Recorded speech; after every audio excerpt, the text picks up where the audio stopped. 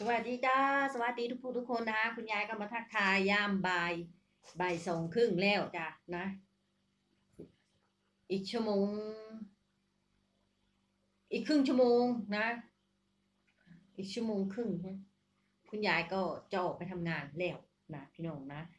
ตอนนี้คุณยายก็เพิ่งมาถึงบ้านจ้ะกินอาหารกันเซตนะคะคุณยายก็ทำคลิปไว้แต่ไม่สามารถยังไม่ได้สามารถที่จะเอาออกได้นะคะพี่น้องเนาะ คุณยายก็กลับมาบ้านนะคะตอนนี้ก็มาทำอาหารไทยไว้นะคะกินพิซซ่ามาแล้วนะจ๊ะแต่ว่ายังไม่หิวนะจ๊ะแต่ว่าทำไว้เผื่อว่าหิวเวลาไหนเวลากลับจากที่ทำงานได้กินได้นะคะคุณยายก็ทำลาบหมูแล้วจ้ะนะลาบหมูคุณยายก็คั่วตะไคร้ไว้แล้วนะคะพี่น้องไปส่งคุณตาเอาแว่นจ้ะเนี่ยแว่นสายตานะคะได้มา3 อันนะคะเขาการันตี2 ปีก็แว่นมีสายตายาวก็สายตาแว่นมองไกลก็แว่นอ่านหนังสือแล้วก็มีแว่นเฉพาะของเขาเองนะแว่นอะไรเขาเรียกอะไรแว่นกันแดดนะคะแว่นกันแดดนะคะแว่นกันแดดเฉพาะของแกโดยเฉพาะนะคนอื่นใส่ไม่ได้นะคะพี่น้องคนอื่นเก็บไปก็ใส่ไม่ได้จ้ะตารายนะคะคุณยายลองแล้วนะคะเวียนหัวเลยนะคะพี่น้องคุณยายก็ไปได้ผักชีมาพอดีจะทำลาบหมูพอดีไปเข้าไปในห้างมันเลยเห็นผักชีนะคะพี่น้องคุณยายเลยได้ผักชีมาอันนึงแล้วก็ได้มะเขือรื่นนี่พี่น้องเดี๋ยวคุณยายเอามะเขือรื่นให้ดูตื่นเต้นตื่นตื่นเต้นเด้พี่น้องนี่ได้มะเขือรื่นมา2 แพ็คพี่น้องเห็นบอกของไทยนะคะของไทยนะคะนี่มาจากเมืองไทยเลยนะคะ2 ยูโรนะเดี๋ยวนี่กี่ฟัก2 4 6นะคะ7 8 9 10มี10 ฟักนะคะ10 ฟัก2 ยูโร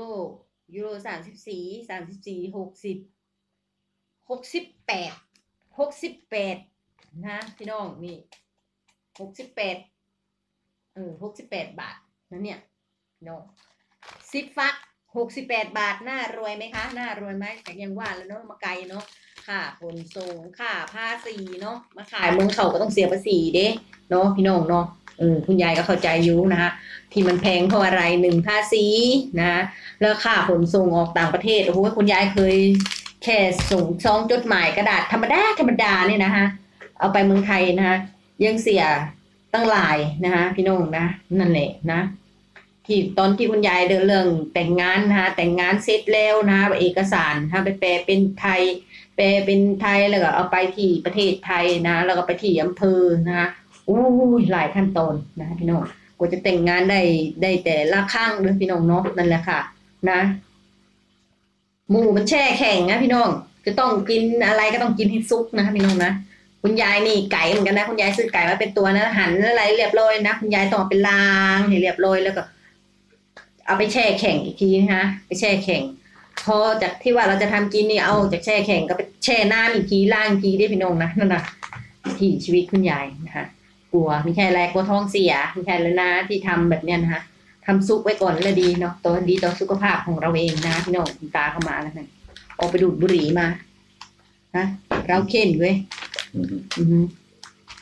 เนาะคุณยายก็ได้อาหารไทยมาแค่นี้แหละค่ะนะมะเขือรื่นก็ไปนี่นะคะต้นหอมผักชีมาใส่ลาบนะพี่น้องเนาะไปแล้วไปดูโทรทัศน์นะคะเดี๋ยวคุณยายบอกว่าต้องไปส่งคุณยายทำงานด้วยนะคะเพราะฝนมันตกอุ้ยฝนตกคาดตกแน่นะพี่น้องนะตกจริงๆเลยนะพี่น้องคุณยายนี่บอกตรงคุณยายไม่อยากจะไปทำงานเลยนะคะพี่น้องหน้าเบื่ออากาศนะพี่น้องคุณยายบ่มักหลายอากาศแบบเนี้ยนะอู้ไปกินข้าวก็คนเยอะนะไม่ได้กินข้าวกินไอ้พิซซ่านะคะแล้วก็สลัดสั่งสลัดจานนึงมันมีจานใหญ่ๆและจานเล็กนะก็สั่งจานใหญ่มากที่แรกคุณตาบอกจะกินด้วยนะไปมาคุณยายกินคนเดียวหมดนะคะอ่าสลัดนะสลัดผักเนาะเขาทำอร่อยค่ะมันเป็นอะไรนะร้านพิซซ่าของอิตาลีโดยเฉพาะเลยนะคะใครไปมาใครก็ต้องไปกินร้านเนี่ยจะอร่อยนะคะพิซซ่านะสลัดของเขานะเขาทำอร่อยแล้วก็รับแขกดีๆพี่น้องนะพูดจาดีนะคะนั่นแหละคนเลยเข้าเยอะนะใครผ่านไปผ่านมาก็จะไปกินเนี่ยลูกสาวเขาตัวน้อยโตไวคุณยายนานไปได้ไปไหมพี่น้องนะเด็กสมัยนี้มันโตไวเด็กพี่น้องเนาะคุณยายไปทีโอ ส่งเทวคุณยายแล้วนะคะเดินเสิร์ฟของช่วยพ่อช่วยแม่เสิร์ฟอาหารแล้วนะพี่น้องนะนั่นเจ๋งคุณคุณยายคั่วหมูนะหมูแช่แข็งนะคะคุณยายเอาออกมาไว้แล้วก็เอามาลวนนะคะลวนกับน้ำมะนาวเอามาลวนกับน้ำมะนาวนะพี่น้องคุณยายไม่ได้ตัดตอนเลยเอาตอนเนื่องเลยพี่น้องนะไม่ได้สต็อปแล้วก็เปิดใหม่นะคะพี่น้องเอาต่อเนื่องเลยนะคะลุกขึ้นลุกยืนเดินนะพี่น้องเนาะนั่นแหละคุณยายก็ลวนไว้นะคะลวนกับน้ำมะนาวนะคะคุณยายจะบีบน้ำมะนาวแล้วก็เกลือใส่ลงไปนะตอนลวนนะมันก็จะได้รสเปรี้ยวรสเค็มอยู่ในนั้นเรียบร้อยแล้วนะเสร็จแล้วเราก็คุณยายไม่ได้วันนี้คุณยายไม่ได้ใส่น้ำพริกลาบเหนือนะจ๊ะใส่เหมือนลาบเหมือนลาบอีสานละค่ะเนาะก็ใส่ข้าวคั่วใส่พริกป่นเนี่ยแหละค่ะเนาะนั่นนะกินง่ายๆนะคะสไตล์ยายปานะยายปาก็กินอย่างนี้แหละค่ะเนาะถ้ามีข้าวไข่ดาวก็ได้นะคะแต่ขอให้มีน้ำพริกผงน้ำพริกน้ำปลาตาแดงอะไรสักหน่อยนึงนะโอ้ยแซ่บหลายนะแค่นี้คุณยายก็อยู่ได้แล้วนะชีวิตคุณยายไม่เรื่องมาก กินง่ายอยู่ง่ายนะสไตล์ยายปานะเวลาทำกับข้าวเห็นมีอะไรมองซ้ายมองขวาอันนี้โอ้เดี๋ยวมันจะเสียนั่นมันจะเสียคุณยายก็เอามาทำปรับปรุงมาอ่าผสมผสานกันไปนะอย่างไงข้าวผัดก็มันเหมือนกันนะปลาเค็มเหลือหน่อยนึงนะปลาหมึกเหลือหน่อยนึงมาซอยนะอย่างข้าวผัดปลาเค็มมันก็มีขายใช่ไหมล่ะข้าวผัดปลาหมึกเราก็มีขายแต่นี่เป็นปลาหมึกแห้งนะลองมาทำดูนะก็แซ่บเด้พี่น้องเราอาหารไทยเรานะปรับปรุงได้ทุกอย่างนะคะปลาก็โอ้ยยิ่งแซ่บนี่เป็นว่าปลานะปลาซับพัดก็ได้นะคะเนาะหรือปลาเอามาฉีกเป็นตอนๆก็แซ่บเดบีบมะนาวเสียโอ้ยนะ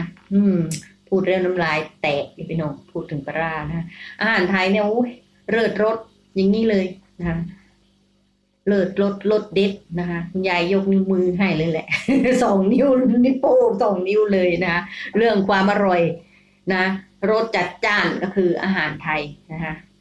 คุณตาบอกว่าคุณยายบอกเรา2 คนผัวเมียปลดเกษียณไปเปิดร้านอาหารพิซซ่าไหมแต่ว่ามันมีนะที่หมู่บ้านคุณยายมีคน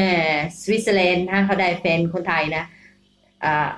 ไปเปิดร้านที่ในเมืองนะคะแต่เขาทำพิซซ่า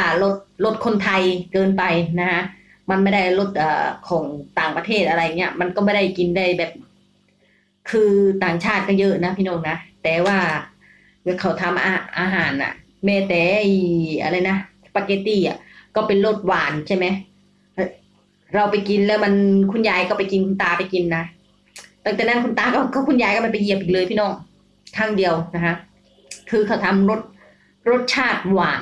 คนไทยบางคนก็ไม่กินหวานนะคะพี่น้องบางคนก็กินสไตล์แบบ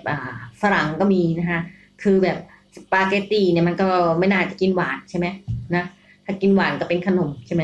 ถ้าเป็นอาหารแบบบ้านเมืองของจริงนี่ดั้งเดิมจริงก็ไม่มีรสหวานนะส่วนมากก็รสเค็มนะคะพี่น้องคุณยายไปกินแล้วมันไม่ใช่นะก็เลยไม่ไปกันอีกเลยนะคะ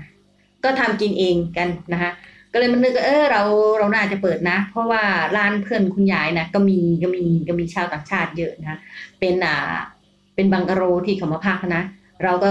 ถ้าเขาสั่งมาเราก็ไปส่งเขาอะไรเงี้ยนะได้อยู่นะคะนั่นแหละค่ะเนาะคุณยายก็เลยว่าเราน่าจะทำนะอะไรเงี้ยนะเนาะแล้วก็ตามโรงเรียนต่างๆเราก็ไปฝากนัมเบอร์ไว้นะคะเนาะนั่นแหละคุณยายก็รู้จักโรงแรมแถวสุโขทัยหลายที่อยู่นะคะเป็นเพื่อนกันบ้างแล้วก็เป็นเคยไปแบบสมัยก่อนเคยไป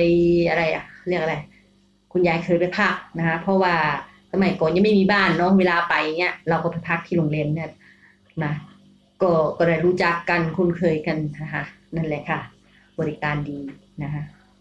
คุณยายก็พักต้อง2-3 ปีเลยกว่าจะได้บ้านหลังที่ปัจจุบันนี้ที่เมืองไทยนะคะนั่นแหละค่ะก็เราปลดเกษียณแล้วเราน่าจะไปทำอะไรสักอย่างหนึ่งเพื่อเงินเนาะพี่น้องเนาะถึงปลดเกษียณแล้วถึงเราจะมีเงินกินมันก็ไม่ใช่ว่าเงินมันจะพอกพูนถ้าเราไม่ทำต่อเนื่องถ้าเราไม่มี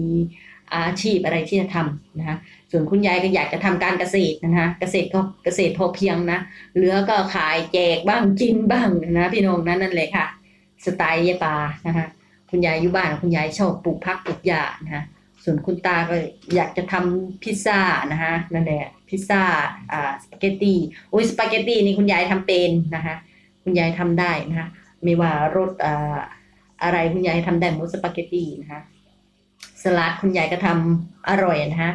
จะเอาสไตล์ของต่างประเทศหรือไทยก็ได้นะคะคุณยายทำได้นะคะนั่นเลยค่ะเนาะก็อยากจะความคิดเฉยๆนะพี่น้องเนาะก็มาเมามอยสู่กันฟังแล้วเนาะพี่น้องเนาะมาทักทายนะคะทักทายยามบ่าย 2จะบ่าย 3แล้วนะคะพี่น้องเนาะคลิปนี้ก็แค่นี้ก่อนเด้อจ้านะอย่าเบื่อขี้หน้ากันนะคุณยายมาเล่าให้ฟังนะคะพี่น้องคลิปนี้ก็สวัสดีค่ะมาทักทายนะคะทักทาย